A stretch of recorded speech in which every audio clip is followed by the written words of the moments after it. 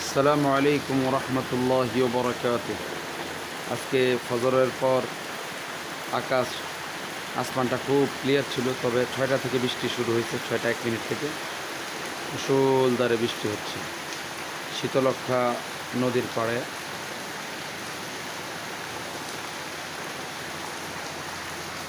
আল্লাহ সুবহানাহু ওয়া তাআলা সূরাতুন নূহের মধ্যে নূহ আলাইহিস সালাম তার সম্প্রদায়কে ডেকে বলেছিলেন,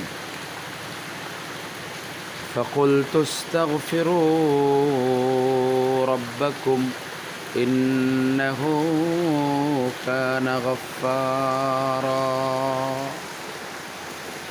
নূহ আলাইহিস সালাম বলেছিলেন, হে আমার সম্প্রদায়, তোমরা ইস্তেগফার করো আল্লাহর নিকট, আল্লাহ তাআলা তোমাদেরকে মাফ করে দিবেন, ক্ষমা করে দিবেন।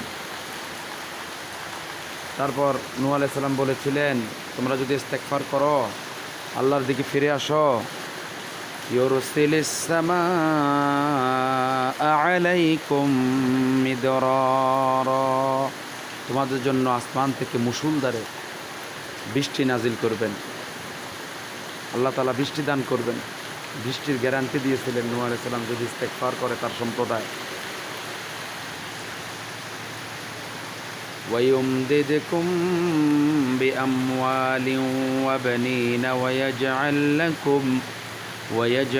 لكم جنات ويجعل لكم أنهارا।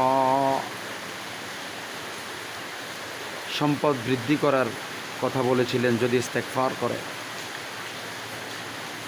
সন্তান সন্ততি আল্লাহ সুবহানাহু ওয়া তাআলা দান করবেন, বৃদ্ধি করবেন, বরকত দিবেন, সেই কথা বলেছিলেন যদি ইস্তেগফার করে মানুষ, এবং বাগান দান করবেন,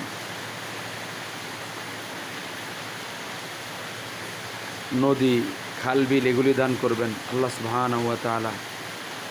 এজন্য আমাদের উচিত আল্লাহর নিকটে ইস্তেগফার করা, যিনি আমাদের জন্য এই যে বৃষ্টি নাজিল করতেছেন, অনেক নিয়ামতের আল্লাহ সুবহানাহু ওয়া তাআলা ব্যবস্থা করে রেখেছেন। আল্লাহ তাআলার নিয়ামত গণনা করে শেষ করা যাবে না। আল্লাহ তাআলা অন্যত্র ইরশাদ করেন, লা ইন শাকারতুম লা আযীদান্নাকুম, তোমরা যদি আমার শুকরিয়া আদায় করো, তোমাদেরকে আমি আমার নিয়ামত বৃদ্ধি করে দেব।